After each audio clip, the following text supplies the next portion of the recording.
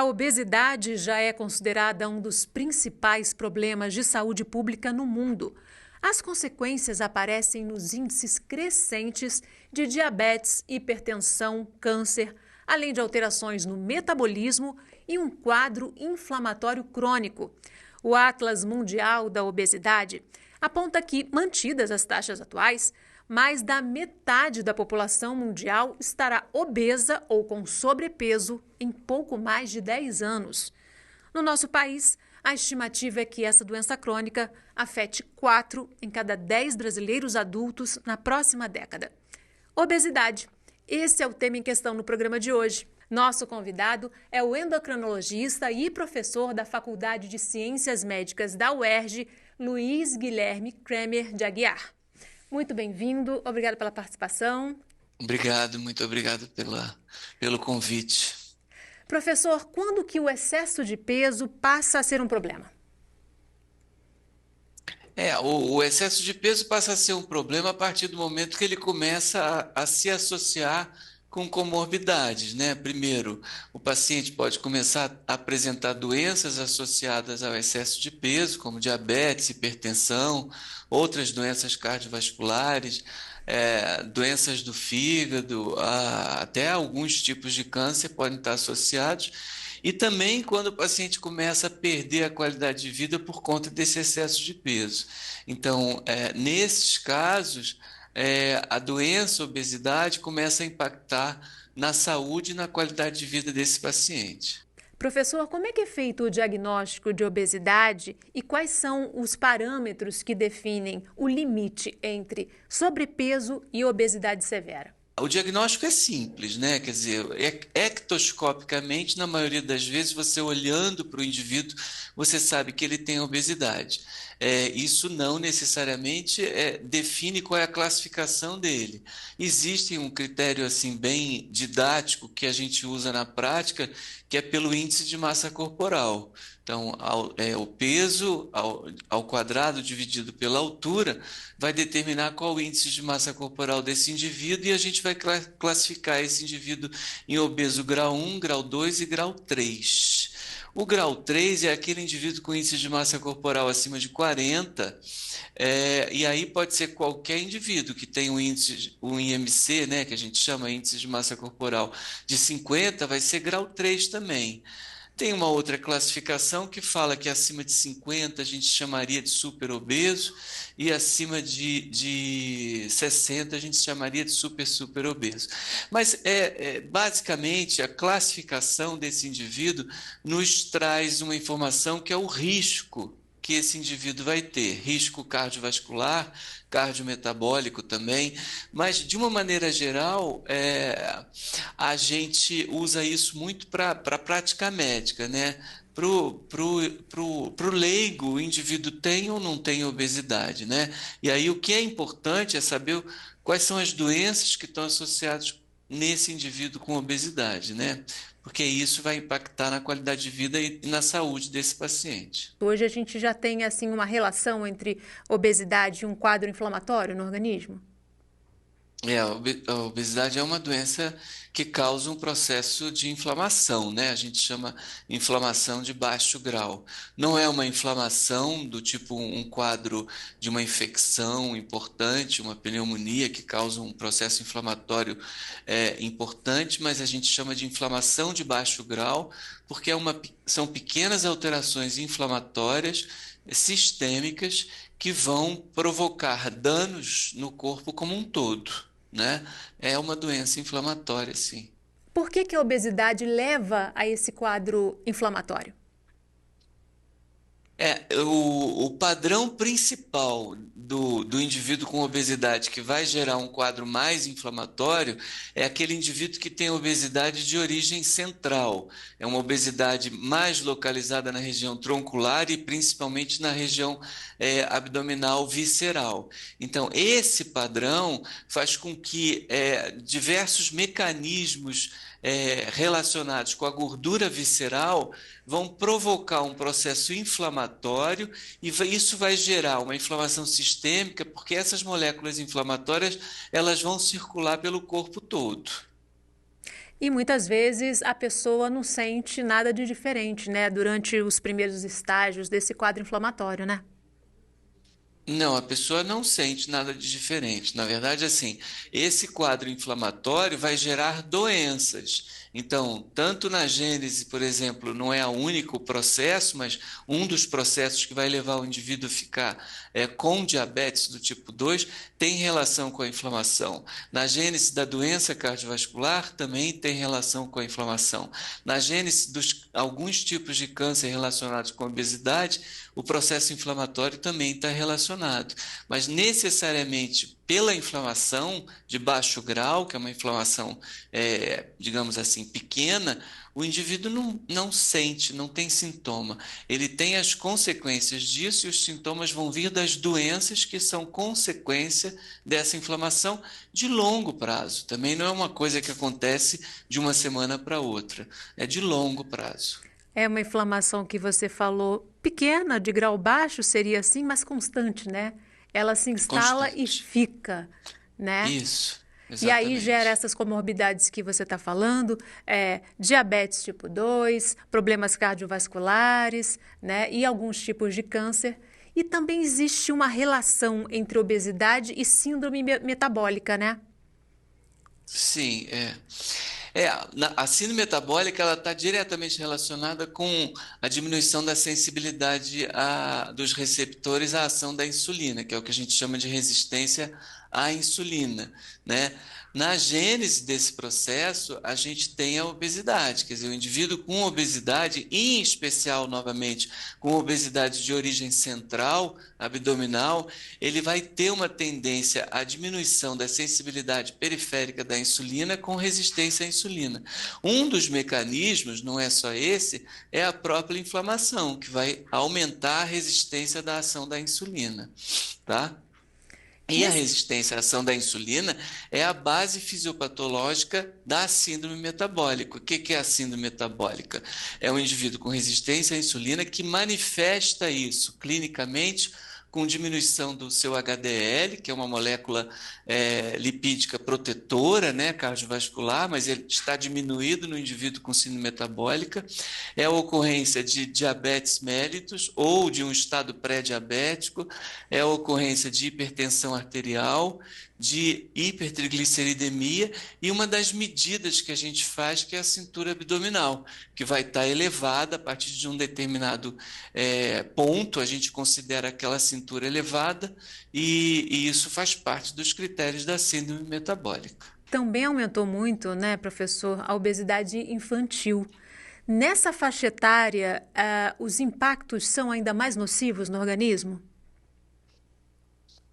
Eu acho que a obesidade ela é nociva desde sempre. O problema é que nessa faixa etária, quando ela se instala nessa faixa etária, a gente já sabe que, do ponto de vista de predição de risco, esse indivíduo vai ter o risco de se manter obeso para o resto da vida. E aí as alterações até o processo inflamatório que a gente citou no começo, elas estão instaladas muito precocemente nesse indivíduo. Então, assim, do ponto de vista de resultado no longo prazo de aparecimento de comorbidades, esse indivíduo é um indivíduo de mais risco, sim, com certeza é. Até para mudança de hábitos, né? Ele, muito cedo, ele tem um padrão errôneo, né, do ponto de vista de hábitos, e essa mudança no futuro fica mais complicada, sim. A obesidade está diretamente relacionada ao modo de vida, né? Em que medida o aumento do consumo de alimentos ultraprocessados tem impactado no crescimento dessa doença? O que a gente tem hoje é uma combinação do mal, né? São indivíduos que têm, a sociedade como um todo, ela já é feita para se mexer pouco, né? A gente se mexe pouco, a gente trabalha em frente a um computador, numa mesa, sentado o dia todo. Então, o trabalho, ele é pouco do ponto de vista laboral, a gente se mexe pouco durante o trabalho. No dia a dia, a gente usa muito escada rolante, elevador, transporte público, caminha muito pouco e também se exercita muito pouco. Associado a isso, infelizmente, a gente tem uma piora qualitativa na nossa forma de se alimentar. Então, talvez se a gente retornasse ao modelo de antigamente, o que eu acho até que do ponto de vista sociocultural é bastante complicado, porque a sociedade atualmente é uma sociedade muito rápida, né? Uhum. Mas se a gente voltasse a se alimentar como antigamente, em que a gente prepara tudo em casa, a gente teria uma qualidade de saúde melhor. Mas realmente está ligado tanto ao sedentarismo quanto à industrialização dos alimentos e, consequentemente, dos alimentos processados e ultraprocessados.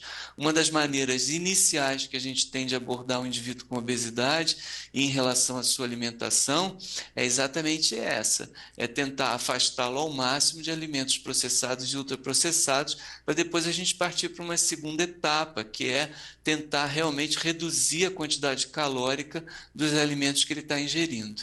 Não é uma tarefa muito fácil, porque realmente a sociedade não caminha nesse sentido, caminha no sentido oposto. O mais difícil é mudar os hábitos, né? Mudar os hábitos é sempre difícil, né?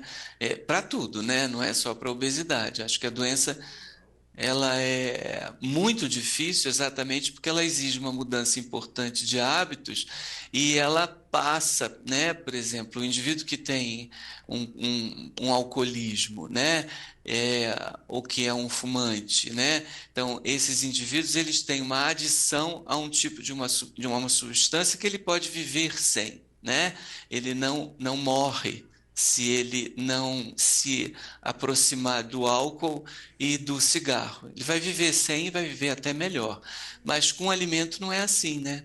Então ele acaba passando dilemas importantes no seu dia a dia, porque ele tem que se alimentar da forma mais adequada possível e, ao mesmo tempo, existe no cérebro, né, uma adição também a alimentos mais palatáveis, alimentos mais gordurosos, com mais açúcar, com mais sal, com mais gordura. O cérebro também entende que isso dá prazer e o indivíduo ele tem que se alimentar, tem que escolher corretamente e ele não pode se afastar totalmente da alimentação. Então é um dilema grande e esses hábitos são complicados de mudar. Existe uma coisa chamada doença. Então, quando a gente pensa em hipertensão arterial, quando a gente pensa em diabetes, a gente chama isso de doença crônica e isso está muito bem estabelecido para o indivíduo leigo. Então, ele tem uma doença crônica, eu tenho que tomar remédio para diabetes e para pressão todo santo dia, porque assim eu controlo minhas doenças, né? Na obesidade, as pessoas não conseguem entender isso desse jeito. O problema é que o indivíduo, quando ele atinge um grau de obesidade importante, esse indivíduo não atingiu esse índice de massa corporal à toa. Ele atingiu porque ele tem uma doença também, uma doença crônica chamada obesidade. E aí, quando a gente trata esse indivíduo, a gente trata com mudança de hábitos, com medicação, às vezes com cirurgia também, mas a gente trata esse indivíduo colocando para ele a importância do tratamento no longo prazo e com o risco de recidiva. A recidiva é o tal do efeito sanfona, ele pode recuperar o peso. Por quê? Porque ele tem uma doença crônica, que o apetite dele está aumentado, que a vontade de se alimentar com hábitos errôneos é maior e que o metabolismo dele é um metabolismo, entre aspas, mais lento, mais economizador. Então, é uma pessoa que precisará ser tratada, seja ela com medicação ou sem medicação, com cirurgia e mais medicação para o resto da vida, entendeu? Porque ele tem uma doença crônica. Essa dificuldade em mudar os hábitos de vida faz com que muitas pessoas prefiram uma solução mais rápida, medicamentos, né? A gente tem aí agora o caso, por exemplo, do Ozempic, que virou uma febre, uma onda, né? O medicamento que é para diabetes, essa injeçãozinha que muitas pessoas estão usando para perder peso. Quais são os riscos dessa automedicação? Os riscos são enormes, né? Esse indivíduo ele pode estar tomando doses erradas, ele pode estar inadequadamente sendo tratado.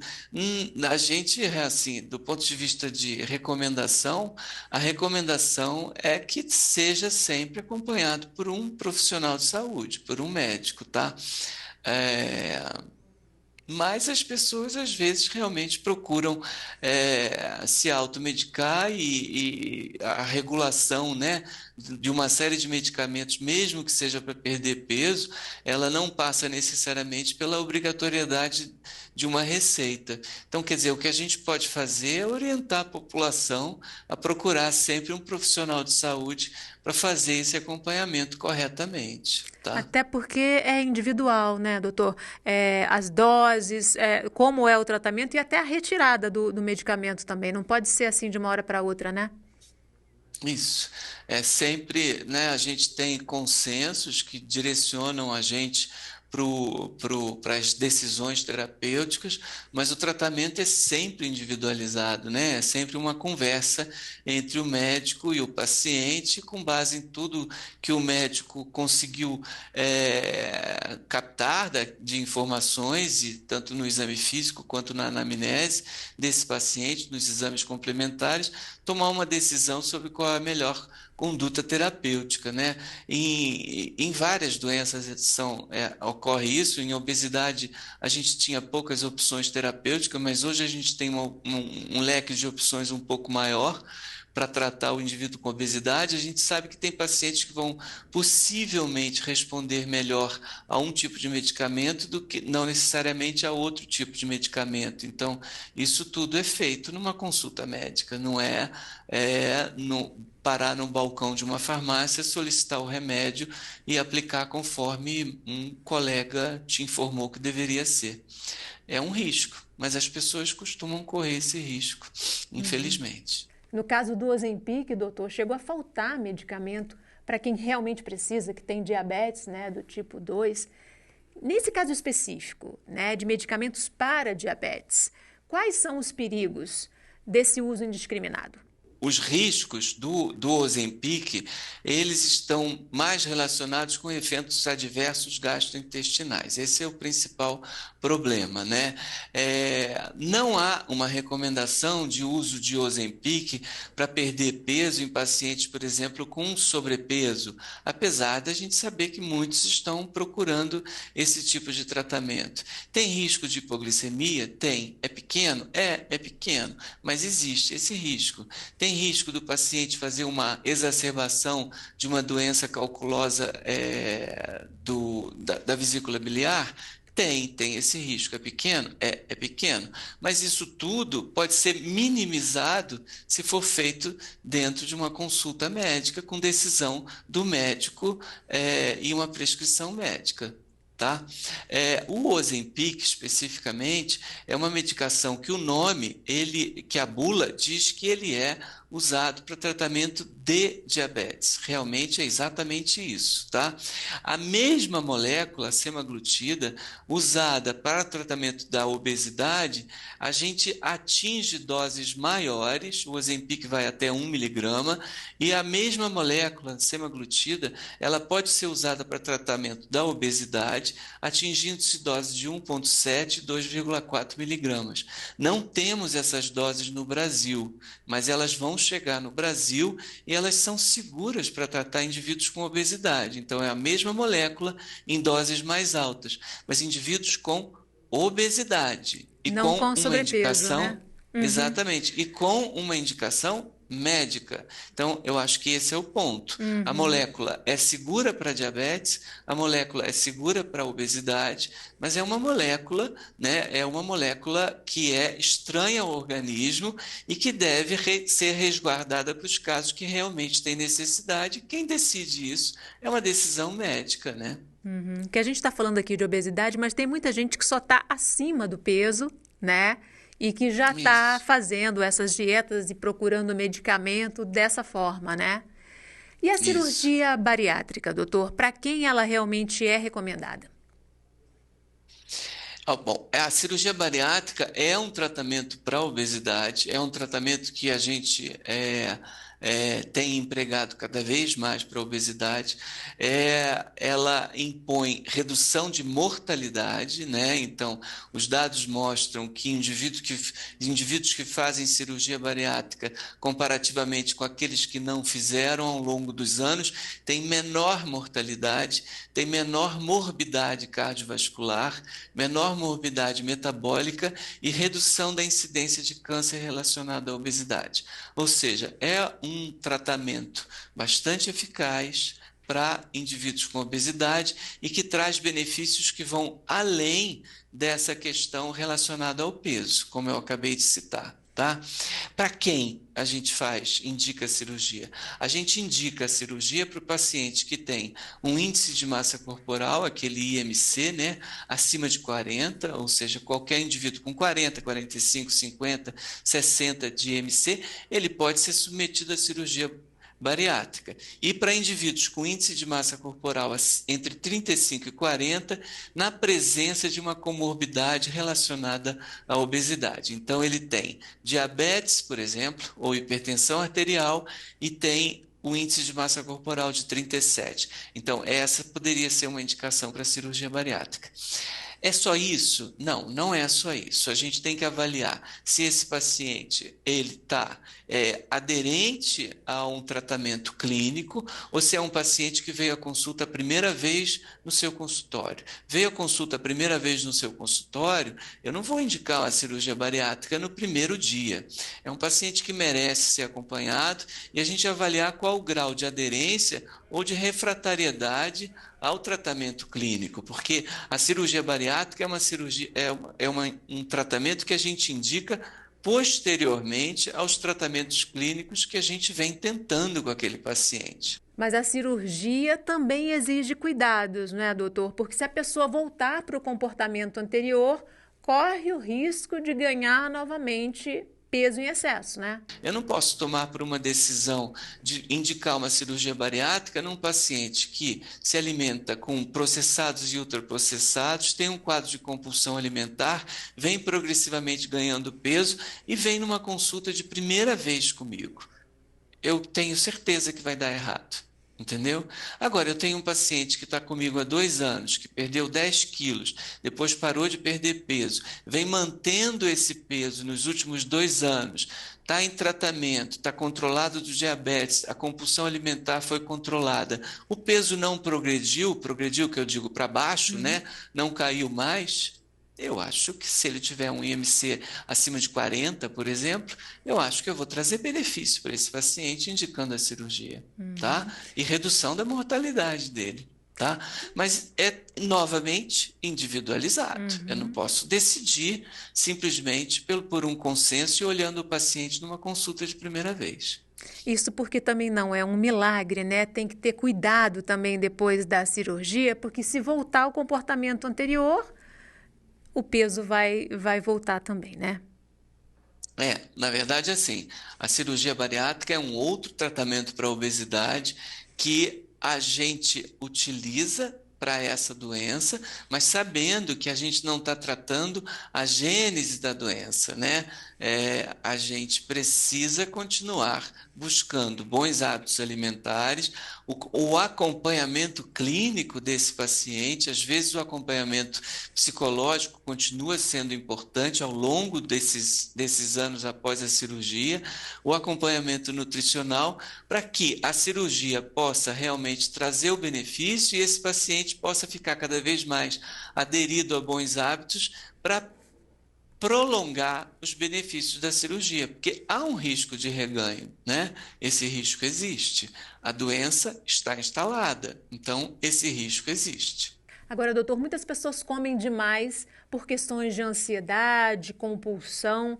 É importante que esses pacientes também tenham o acompanhamento de um profissional de saúde mental? Aqui na UERJ, né, a gente trabalha em conjunto. O nosso serviço tem até esse nome, Serviço de Atendimento Integral ao Portador de Obesidade. né?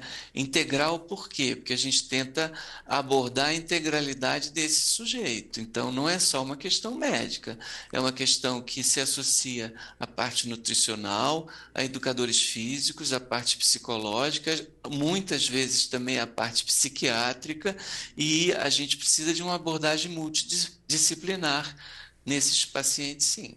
É importante, então, professor, que a obesidade seja encarada realmente como um problema de saúde pública e que essas políticas favoreçam o consumo de alimentos mais saudáveis e a prática de exercícios ao ar livre, em locais públicos. Na verdade, assim, a obesidade é uma doença tão complexa que inclui exatamente o que você está acabando de dizer, né? Ela precisa passar por políticas públicas que permitam que no médio e no longo prazo essas medidas que tem atualmente na sociedade, que dificultam até o nosso tratamento, elas sejam implementadas no sentido de facilitar esse indivíduo a gastar mais energia, a melhorar, né, a sua qualidade de alimento, porque se a gente dificultar de alguma maneira o acesso a alimentos processados e ultraprocessados, talvez com sobrepreço de impostos, não sei exatamente qual seria a melhor medida, porque eu não trabalho nessa parte de política pública, mas acredito que isso no médio e no longo prazo, nos trará benefícios como um todo para a sociedade, porque a nossa sociedade tem caminhado, como as outras sociedades ocidentais, para uma sociedade com, no mínimo, sobrepeso. 2/3 da população americana, por exemplo, já tem sobrepeso. Da forma como nós estamos indo, a população inteira, ao longo dos próximos décadas, vai se tornar uma população com obesidade e, consequentemente, vêm as doenças que estão associadas. Então, é uma política, é uma condição que merece uma política pública específica para essa doença, sim. Porque, Até mais porque uma vez. ela impõe um grande custo para a sociedade, tá? O custo da saúde pública tem aumentado também em função da obesidade. E é muito mais barato prevenir, né? O investimento na prevenção é muito menor do que depois nas consequências, né? Eu acho que é preciso investir mais em políticas públicas para a gente ter um resultado melhor no médio e no longo prazo, sim. Porque o custo da saúde tem aumentado em função da obesidade, sim. A gente está chegando ao final. Qual é a orientação, então, recomendação, conselho que você dá para quem estiver assistindo em relação a hábitos de vida para que a pessoa seja mais saudável, mais ativa e possa viver realmente plenamente? Olha, é mais ou menos o que a gente vem falando nessa entrevista toda, né? Quer dizer, as pessoas têm que procurar se exercitar mais. Esse exercitar não significa necessariamente ir a uma academia. Ótimo que vá a uma academia, que vá fazer uma aula de natação, mas o próprio que a gente chama de exercício não programado, ou seja, o próprio ir a pé à padaria, andar 3 quadras ao invés de pegar um ônibus, subir 2 lances de escada ao invés de pegar o elevador, tudo isso auxilia bastante. O outro ponto fundamental é você tentar escolher melhor os alimentos que você procura se alimentar no dia a dia e se afastar ao máximo do que a gente chama de alimentos rápidos. Então, quanto mais rápido, liguei para o telefone e pedi um alimento no restaurante, é sinal de que você terá possivelmente um alimento mais calórico, mais palatável, com mais risco de você ganhar, ter mais calorias e ganhar peso. Então, todas essas medidas do dia a dia, elas podem implementar, pode promover para essa pessoa ou uma manutenção do peso que ela já ganhou, ou até uma perda de peso. No longo prazo, isso vai fazer diferença. Essas são as medidas que a gente tenta implementar no dia a dia, que a gente chama de prevenção primária, ou às vezes até prevenção secundária, um indivíduo que já tem sobrepeso, mas ele não vai à obesidade, né? E a prevenção primária é aquele indivíduo que não tem e que mantém bons hábitos ao longo da vida. Porque a gente sabe que ao longo da vida a gente tem uma tendência a ganhar peso. Então, se a gente buscar buscar essas medidas, a gente reduz essa tendência. Ok, infelizmente nosso tempo terminou. Agradeço muitíssimo sua participação, professor. Eu também agradeço o convite, espero que tenha sido esclarecedor para todos. Obrigado. Ok. E a gente tem um encontro marcado no próximo Em Questão. Espero você. Até lá.